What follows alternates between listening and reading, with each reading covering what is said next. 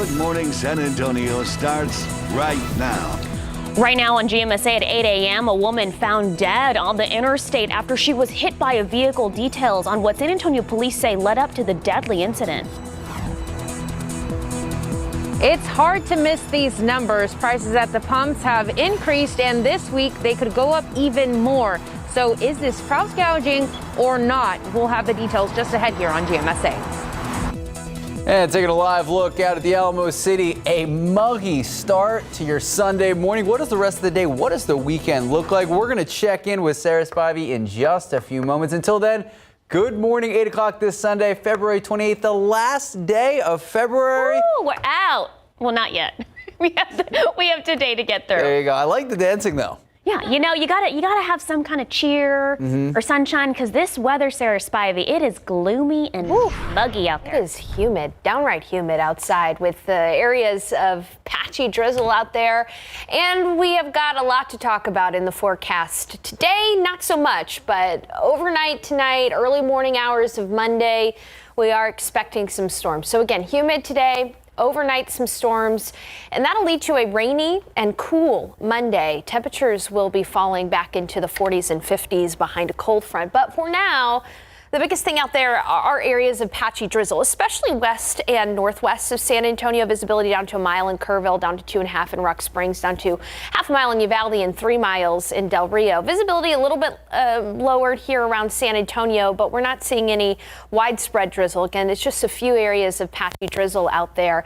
And boy, is it warm to start the day. We are in the upper 60s and near 70 degrees. We usually see temperatures to start the day here in the 40s, so a lot warmer than average. So today, patchy drizzle with a stray shower possible during the day, a few peaks of sunshine, a high temperature near 80 degrees. But then late tonight, especially in the overnight hours and into early Monday morning, we are expecting some storms. As I mentioned, it's very warm to start the day, and we're going to stay warm. But looking to the north, you can see where that cold front is just now moving through Abilene. Temperatures in the 20s in Amarillo. We won't get to freezing, so that's the important note there. We will not see a freeze in San Antonio, but this front is going to help to spark off some storms. Again, that'll be in the area overnight and into the early morning hours of Monday. So a lot to unpack in the forecast in just a few minutes. Max and Sarah. Thank you, Sarah. Your top headlines this morning: a woman dead after she was hit by a vehicle in the city's west side. San Antonio police say the incident started around 10 o'clock last night when the woman rear-ended a vehicle on I-35 in New Braunfels. They say she left the scene, but the person she hit followed her. The woman pulled over on Highway 90 and was approached at her window, but there was a language barrier, so the victim took a picture of the woman and her license plate instead to make a police report at home. A short time later, police received a call that a woman had been hit by a different driver on Highway 90 and General Hudnall. Now, when officers arrived, they found the reported vehicle and the woman on the ground. They later found that she was dead. The second driver telling police that the woman, said to be in her late teens, early 20s, was walking around the vehicle, and that's when she was hit. That driver not facing any charges because she did stop to render aid. We are still waiting to learn the victim's identity. Another man was hit by a vehicle overnight, this time on the northbound lanes of I-35 in Weidner. According to police, a man in his mid-20s was running across the highway when he was struck by a vehicle around midnight, and the suspect kept driving. The victim was found on the shoulder of the interstate right at the wall divider. Police were able to get some information from witnesses that had pulled over. The victim was taken to BAMC and remains in critical condition. And a shooting in an East Side barbershop ends with one man in the hospital, and now investigators working to figure out who exactly pulled the trigger. So take a look. This was the scene around 8:30 last night. This is the 1400 block of Rigsby Avenue. Police tell us a man inside the shop was shot in the shoulder. The victim, the man shot in the shoulder, 25 years old. He was taken to BAMC at last check, dealing with non-life-threatening injuries. Investigators tell us they are now working to figure out what exactly led to this gunfire and who is responsible. Well, the strain of those icy temperatures we experienced last week continue to make an impact on drivers, but now these drivers are going to see it at the pump. Yeah, drivers are filling up some of the most expensive gas prices we've seen in months. Our Alicia Beretta is live from the Crossroads area with more on the surge at the pumps. And Alicia, how long will it last for? Well, people at the pumps aren't happy because locally we've seen a surge of about 18 cents since that storm hit. And then overall in a month, the average has been an increase of 32 cents per gallon. And here at this QT at Crossroads, today's gas prices are $2.29 unleaded, premium $2.79, then diesel's a little lower at $2.49. So are these prices consistent to regular retail price? Well, let's take a look at the numbers from the week of February 8th. That's before the icy temperatures brought everything and everyone to a standstill. Unleaded gas was at about $2.13 in Texas. That's according to the U.S. Energy Information Administration, or EIA. Premium was at about $2.74. Now let's jump to the numbers for this previous week of February 22nd. Unleaded gas was at $2.33 and premium up to $2.94. This steep increase comes after most people were, of course, hunkering down at home. And then that caused the plunge in the demand for gas in refineries. Refineries obviously being affected due to electricity outages. And according to AAA, it's until refineries resume normal operations, supply is expected to remain tight in impacted areas, especially with road conditions and power outages, reducing fuel deliveries. So we know that's what we saw up until the last few days of last week. But what about price gouging? I actually received many emails asking about this question. Is this in accordance to that joint declaration between the city of San Antonio and Bexar County for the winter weather disaster declaration? We'll talk about that in the next half hour. Max, Sarah, back to you. Thank you, Alicia. February is Black History Month, and this month a new documentary project called Living in My Skin was released. It included interviews by 33 black men from all across San Antonio. Brandon Logan is not only featured in this documentary, but he is one of the doc's co-executive directors and joins us live for the leading essay this morning. Good morning, Brandon. Thank you so much for coming on with us this morning. Good morning, Sarah. Good morning, Max. Thank you for having me. Absolutely. So you were part of the Living in My Skin documentary. Can you give us a brief explanation of the doc, its message, and why it was so important to you?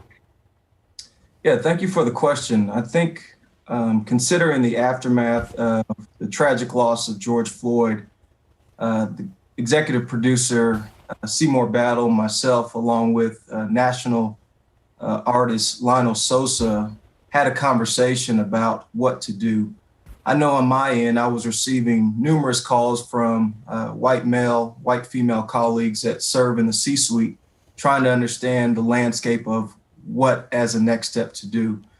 And one of the things that I realized is that I could not make a contribution in isolated spaces every single day. That became very exhausting when you consider the effects that the George Floyd killing had on me.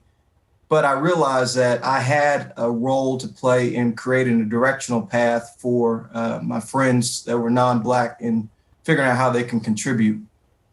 So what we realized is that the greatest form of learning in this instance was going to be through storytelling. And we wanted to identify a diverse set of young men and males that could tell their truth, to create a space where they could authentically share their story of what it's like growing up in San Antonio, living in America as a Black man.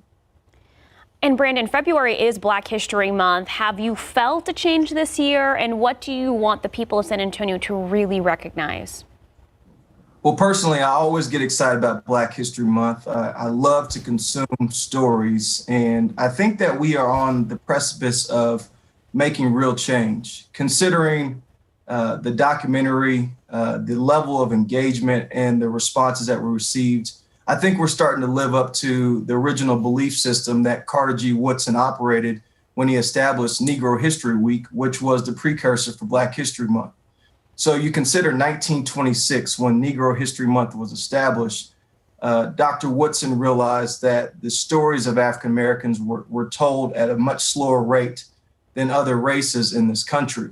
And what he wanted to do in an effort to reduce racism was to enlighten individuals from an educational aspect. So when you think about the story of Madam C.J. Walker, the first Black millionaire, or Frederick Douglass Patterson, the first African-American automaker, or A.G. Gatson, the first Black millionaire, and lastly, rounding out Reginald Lewis. He was the first business operator for a billion-dollar company. These stories, unless you research them, are not commonly told. And Black History Month serves as that vehicle when there's a level of willingness to engage in these amazing contributor stories to realize that this is American history, not just Black history. And so I think we are on the edge of delivering this new wave of information when we see legislation passed with the admittance of African American studies in schools. That is our best bet, is to really diversify student learning so individuals can recognize and identify, if you are non-white, about the history that is being told in our classrooms. Now, Brandon, you're a leader at Urban Capital Partners. It's a nonprofit that helps education efforts in San Antonio's inner city. So why are you so passionate about this initiative, and what do you want people watching to know about it? That's a great question, Max. Growing up in San Antonio, two-parent family household, lower middle class, one of the things that was very difficult for me to connect with was to see myself in leadership outside of the realm of sports. And sports was the guiding light for me to and through college. But I knew that there was much more that was within me that I needed to contribute to the larger form of society. And when I realized that I needed to be the person that I needed when I was younger, I started to map out a plan of how I can fill that void. And with Urban Capital Partners, we are really focused on uplifting the standard of learning and living in inner city communities. I wanted to be able to go into communities that physically I could identify with to help lift those individuals up, not only from a people standpoint, but also from a place initiative, because we have to consider neighborhoods. And if you look at just the basic definition of community, it essentially is people in place. And this organization is a social enterprise that's trying to cover that landscape. And if we can have, this system that is focused on education, parent, and health, we'll have the ability to have these interconnecting locks that can help to lift these individuals up and out through a social vehicle that will help affect the future generations. Well, Brandon, thank you so much for your time this morning. Of course, those of you watching at home, you can find this full interview later on this morning on KSAT.com, and all that information about the Living in My Skin documentary also on KSAT.com. Thank you, Brandon. Thank you. Take care. Time now is 8:12, 69 degrees out. Well, just ahead on GMSA, a new theme park for kids is opening up. Details on where it's located and when you can plan your first trip. And Spurs back in action last night here at home. 4-game homestand starting off the right way. We're going to have the highlights after the break. And Netflix says it needs to be more inclusive when it comes to Latinos. We're breaking down the company's numbers. That's next. And before we head to break, a quick live look out at the Alamo City. 69 degrees, muggy out there. What is the rest of the day? What does this coming week look like? We're going to check in with Sarah Spivey in just a bit. Good morning, welcome back, and happy Sunday. Netflix discovering it needs more Hispanic representation across its streaming platform. The company recently conducted an audit of 126 original movies and 180 scripted series it has produced over the past 2 years. The study shows Netflix is doing quite well with most minorities, but not Latinos. Only 4.5 of the main cast members in its productions are of Latin heritage, even though Latinos make up about 18% of the U.S. population. That contrasts heavily with the almost 23% of African American cast members, even though just 13% of the population is Black. Netflix has already worked to be more inclusive with women, Asians, Native Americans, members of the LGBTQ community, and disabled people. And fans of Peppa Pig might be squealing with delight. The world's first Peppa Pig theme park is coming in 2022. Hasbro says it will be separately ticketed park at Legoland Florida Resort. There will be rides, interactive attractions, theme playscapes, and of course, muddy puddles. It's all based on the popular TV show featuring Peppa Pig, her friends, and her family. Some behind the scenes stuff. What have you been doing all day? Peppa Pig! Doing Peppa Pig impressions. If you want to laugh, go to the Peppa Pig Wikipedia page, and I think it says that Peppa Pig's 8 feet tall or something. Look it up for me. me while I do the forecast. I'm going to. I'll confirm that, Sarah. It's hilarious. On it. Right. We have got a lot to talk about in the forecast. First of all, today is just going to be a humid and warm day. Temperatures are going to be hovering in the upper 70s this afternoon, close to 80 degrees. We're already starting off warm, near 70 degrees. South-southeast winds at 10 miles per hour. Little limited visibility out there in some places around San Antonio, but really the areas that are experiencing more limited visibility are west of San Antonio, like out toward Uvalde, where visibility is down to half a mile, or up in the northwest toward Kerrville, where visibility is down to a mile. This is because of areas of patchy drizzle, and we're going to have patchy drizzle this morning. It's going to stay cloudy, with a few peaks of sunshine possible in the afternoon, but still a very warm start to the day. Our average high this time of year is 70 degrees, and we're already at 70. What a month February has been. Just a couple of mornings ago, a few weeks ago, we were starting off at 9 degrees.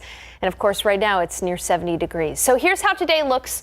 Patchy drizzle and humid. Temperatures will probably get up into the upper 70s, near 80 degrees, with a few peaks of sunshine in the afternoon. South-southeast winds at 5 to 15 miles per hour. We are, however, going to be seeing a cold front, which will arrive around midnight and fire off some storms in the very early morning hours of tomorrow and into the morning commute. So that's what we'll talk about here in just a second.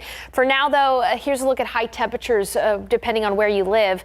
Low 80s out toward Del Rio, Eagle Pass, Uvalde. Upper 80s south along south along I-35 toward Laredo, and in the upper 70s in the Hill Country. So on the satellite and radar right now, we are seeing our front set up across parts of North Texas and the Panhandle. Temperatures behind this front are falling. It's already near freezing in Amarillo. We won't get to freezing here in San Antonio, but notice how there's a line of storms starting to develop out near the Dallas-Fort Worth area. It's this area in the Texarkana region, Dallas-Fort Worth, and up to the Mississippi River Valley, even out toward Tennessee, that has the largest threat for severe weather today. We're going to be on the tail end of this system, so we do have a marginal risk for severe weather. That's a 1 on a scale of 1 to 5. And the concerns that we have with any of these storms that develop in the early morning, Monday morning hours are that we could see some of those storms capable of producing hail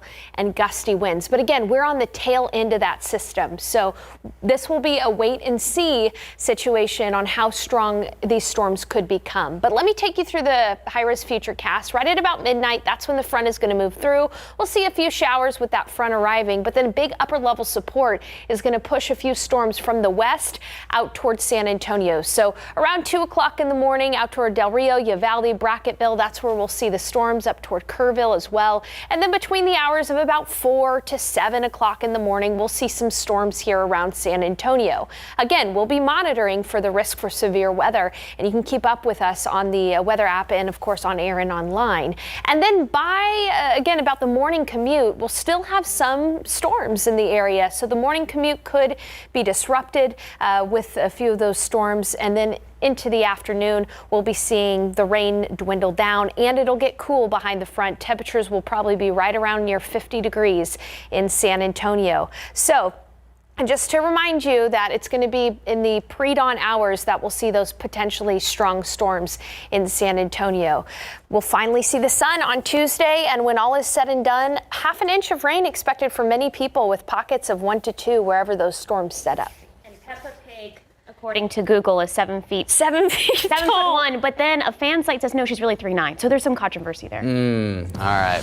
8:22, 69 degrees out. Well, still ahead, a new artifact was discovered during excavations in Pompeii. We'll have a closer look at this finely decorated ceremonial chariot. It wasn't Peppa Pig? No. All right, we're also talking Spurs. Big win, starting the homestand off the right way. We're going to have highlights after the break. Good morning, welcome back, and go Spurs, go. The Silver and Black opening up a 4-game homestand last night, taking on the Pelicans. Let's roll the highlights. You had Zion Williamson, Brandon Ingram coming to town, but honestly, they were no match. Look at this lockdown defense. DeJounte Murray doing what he has done all year, and you recognize him. DeMar DeRozan, he is back. We know his father passed away, so he has taken some time off, but he is back, and he came back with quite a vengeance. He killed it last night, 32 points. DeMar, What a man, myth, legend. 11 assists. DeJounte Murray, another 18 points. And LaMarcus Aldridge off the bench, 21. Spurs would go on to win big, 117-114. Like we said, 4-game homestand. Next up, Brooklyn Nets tomorrow night, 7:30. And we don't think Kevin Durant's going to play. Kyrie Irving didn't play yesterday, so we don't know if he's going to play. So odds are in our favor. May the odds be ever in your favor. There we go. I do sports, you do Katniss. 826, 69 degrees out. Well, still ahead in our next half hour, a unique waterfall experience that only happens during the month of February. Details on where people are capturing this dangerous-looking sight.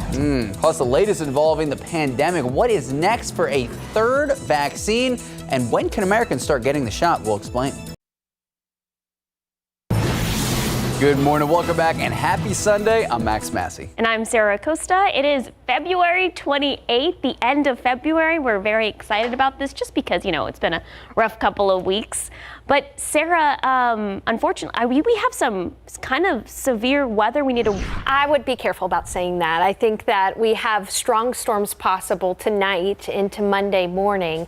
And there is a small chance that some of those could be on the low end of the severe scale. So we've got a lot to talk about. But the main thing I want to communicate is that we are really just going to be seeing some healthy rain over the next 48 hours or so. So let's go ahead and take a look at visibility out there. We are seeing lowered visibility with temperatures in near 70 degrees. We do have areas of patchy drizzle where visibility is reducing to less than a mile up in Kerrville, down to 2.5 miles up at Bernie Stage Airfield, and down to 3 out in Hondo and in Castroville. So visibility is down to less than a mile out near Uvalde as well. That's where all the patchy drizzle is. But here in San Antonio, we're just pretty much muggy and very humid. You notice the humidity as soon as you step outside. 70 degrees near San Antonio, 71 in Pleasanton, 71 in Gonzales, and 70 in New Braunfels. So today is going to be a gray and humid day. We may have a stray shower in the afternoon with a few peaks of sunshine, but tonight is when we have the possibility for some storms. In fact, some storms will develop after midnight, and we'll be watching those carefully, monitoring for the potential for severe weather. But I don't want anybody to be worried about a widespread severe outbreak or anything like that. We are, however, going to talk in the full forecast about the possibility for some stronger storms and how that will affect your morning commute tomorrow. I'll have that forecast in a few minutes. Sarah, Max? Thank you, Sarah. Well, a quiet Windcrest community had a scare after one of their neighbors nearly had their dog stolen in broad daylight right in front of her. Get away! Help! No! Run! Wow, it happened at a home on Parkcrest and Moorside on Monday. In this video, the man runs from his SUV over to the victim's 10-year-old lab named Buddy. As he unties the dog's leash and tries pulling the dog away, the owner puts up a fight, screaming the entire time. The 68-year-old victim was shaken up about it, but comforted by her neighbors who were on the lookout for the person responsible. That's not something you do anywhere in any community. It's just wrong. And people's pets they're beloved. They're like family members. And so you don't walk up on somebody and try to snatch their family member right from their hands. It's just wrong. The victim was able to give the license plate number and this video to Windcrest Police. They are actively investigating. In the meantime, the community is encouraging all of its residents to stay vigilant. Also in your latest news, a man and woman dead this morning. Schertz police are now labeling it an apparent murder-suicide. So this is what we know. Officers called out to the 300 block of Judith Ann Drive around 7 yesterday morning for calls of multiple shots being fired. When they arrived, police say they found a woman's body in the front yard. A man had locked himself inside the home. Police and SWAT were outside when they heard a single gunshot. That prompted an evacuation of nearby homes. The SWAT team later entered after failing to make contact with the man, and that's when they found his body. He's always been great to us. He's always been nice. He would always wave, always try to invite us over. We've never had cops show up here. It's actually very rare. That's why a lot of neighbors come out. They're like, oh man, cops, because we never see them around here. Schertz police say no evidence points to anyone else being involved, and right now this incident's still under investigation. We are still waiting to learn those two people's identities. Well, turning now to the latest for the coronavirus numbers here in Bexar County, health officials announcing 482 new cases today and no new deaths. As far as hospitalizations go, we have 455 patients still being cared for, with 186 in the ICU and 109 on ventilators. San Antonio's District 4 has become one of the city's hardest hit areas for the pandemic, with more than 16,000 COVID cases alone. And district leaders say among its residents, another vulnerable group, military veterans over the age of 65. Now, yesterday's event took place at Texas A&M San Antonio. They actually teamed up with the Department of Veteran Affairs to prioritize those who've done the most for the country. District 4 Councilwoman Rocha Garcia says veterans were happy to be around veterans, adding the event, which served a double purpose. I called in, I agreed to take it, and I'm here. There's a way that we can fight it by taking the vaccine, take it. With all my heart, I'm telling you the way it is. Veteran and Southside resident Roberto Gonzalez lined up and was ready to receive his first dose of the Moderna vaccine. Richard Delgado, Executive Director of Military Operations, says 460 veterans got their first dose, and they're also scheduled for their second, set for March 27th. Well, the Food and Drug Administration has authorized use of a third vaccine against COVID-19, this one produced by Johnson & Johnson. And this morning, delivery trucks already standing by to start shipping nearly 4 million doses of the newly authorized vaccine. All it takes is one more step before it's cleared for use. ABC's Elwin Lopez explains. This morning, a new weapon in the fight against the pandemic. The FDA adding a third game-changing tool to the U.S. arsenal against the coronavirus by greenlighting Johnson & Johnson's single-dose vaccine. We're confident in our finding that the Janssen COVID-19 vaccine meets our rigorous standards of safety and effectiveness. Outside of Louisville, UPS trucks already lined up at this distribution center, ready for the rollout. Arm to needle for this third shot of hope could come as early as Tuesday. Today, a CDC panel will review the trial data. Then the Public Health Agency's director would have to give the final go-ahead. 3.9 million doses of J&J's vaccine ready to ship out. 2.8 million of those to states and local jurisdictions. The rest to pharmacies, communities, and federally qualified health centers. In clinical trials, the one-dose shot is 85% effective in preventing severe disease. With more options on the market, officials urge no matter the vaccine, they are all potential lifesavers. We believe that people should take the vaccine that they are able to access. We feel all these vaccines meet our standards for effectiveness. But for many seniors across the country, scoring an appointment is a battle of its own. We feel like we're in the cracks of society. If we were in a nursing home or a retirement home, we probably would have gotten shots by now. That's why 14-year-old Benjamin Kagan launched Chicago Vaccine Angels, a group to connect people with those hard-to-come-by shots. It's a great feeling to be able to help people like this. Ashley Novoa is among the hundreds the group has helped so far. It's truly amazing what he's doing and what all of the volunteers on the Facebook group are doing. I'm so grateful for it. And that was Elwin Lopez reporting. Well, even with the winter weather emergency declaration in place, locally fuel prices still on the rise. That's right. Drivers across San Antonio and across Bexar County filling up to some of the most expensive gas prices we have seen in months. And now a lot of people are wondering if this is considering price gouging. Alicia Barrera is live with more on this topic concerning many drivers. Good morning, Alicia. Yeah, our pockets are hurting because of this price increase, and the declaration is really aimed to protect consumers from having to pay more than the regular retail price. So that's the big key word there. Regular retail price. So we looked up the retail price for gas in Texas the week of February 8th for both gas and diesel, and this is as reported by the U.S. Energy Information Administration, or the EIA. The numbers on your screen are what we got used to and the ones we miss, but the surge has many wondering how much more will pump prices jump. Well, experts say they may increase a few cents more. Just take a look at the steep climb for the week of February 22nd. Unleaded was at $2.33 and premium up to $2.94. So to answer the question many have, no, this isn't considered price gouging. Why?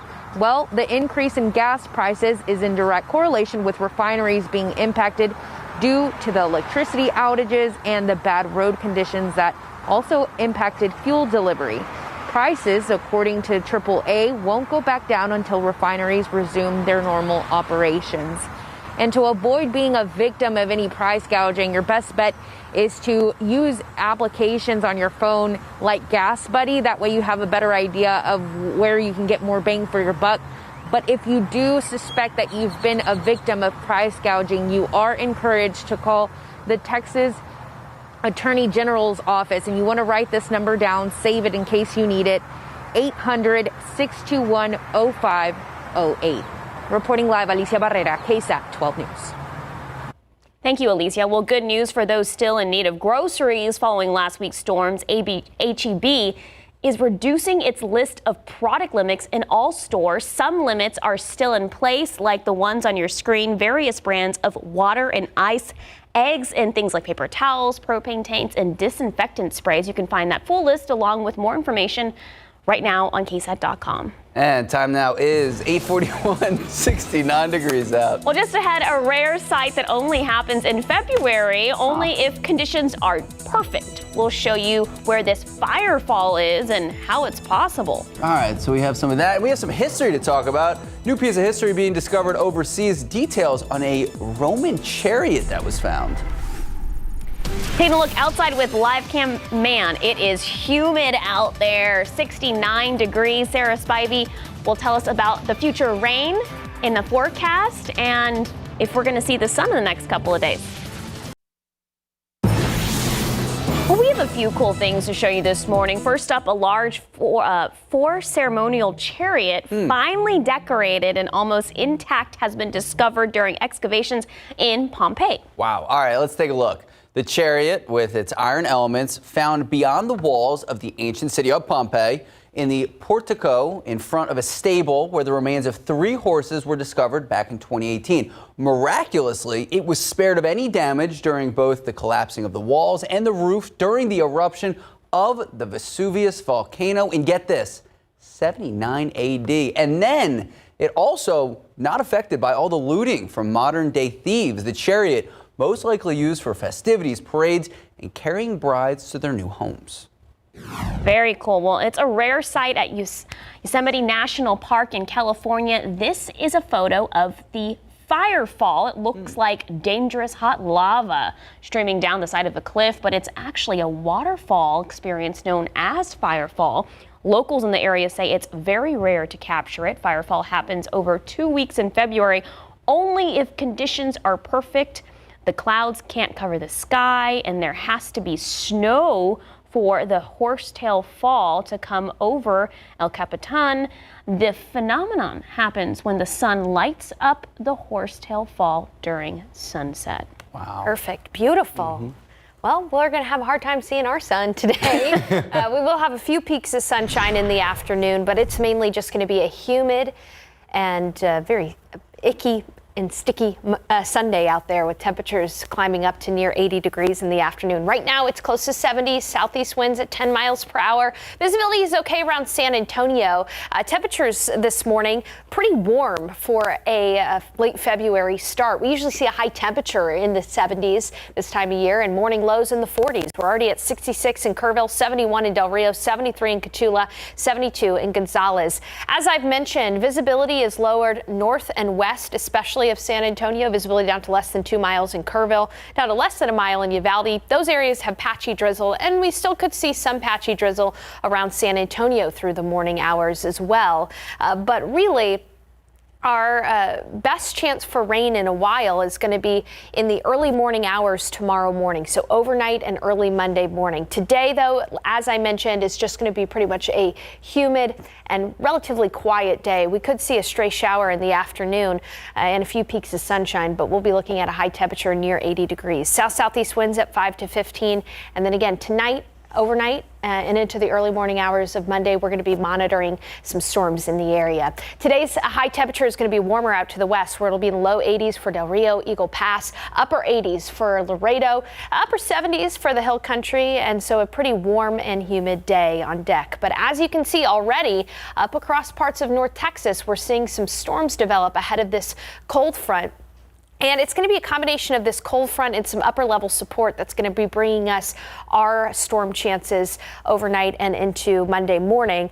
Notice how there's a line of storms already developing, as I mentioned, in North Texas. It's this area of North Texas, the Texarkana area, all the way up to the Mississippi River Valley and out toward parts of Kentucky and Tennessee that have the largest threat for severe weather today.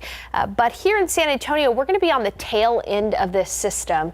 We'll have a small possibility for a severe storm or two in the early morning pre-dawn hours tomorrow morning. The Storm Prediction Center has put us under a marginal risk for severe weather. That's only a 1 on a scale of 1 to 5.